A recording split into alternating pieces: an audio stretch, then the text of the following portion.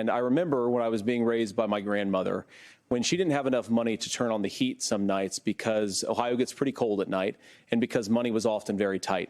And I believe, as a person who wants to be your next vice president, that we are a rich and prosperous enough country where every American, whether they're rich or poor, ought to be able to turn on their heat in the middle of a cold winter night. That's gotten more difficult thanks to Kamala Harris's energy policies. I believe that whether you're rich or poor, you ought to be able to afford a nice meal for your family. That's gotten harder because of Kamala Harris's policies.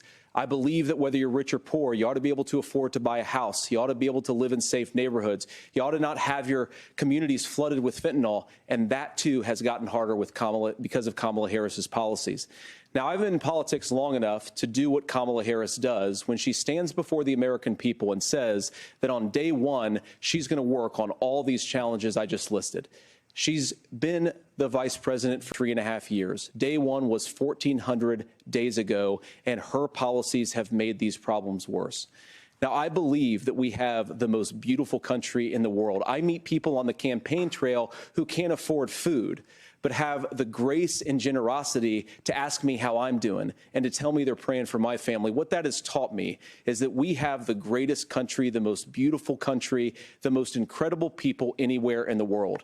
But they're not going to be able to achieve their full dreams with the broken leadership that we have in Washington. They're not going to be able to live their American dream if we do the same thing that we've been doing for the last 3.5 years. We need change. We need a new direction. We need a president who has already done this once before and did it well. Please vote for Donald Trump.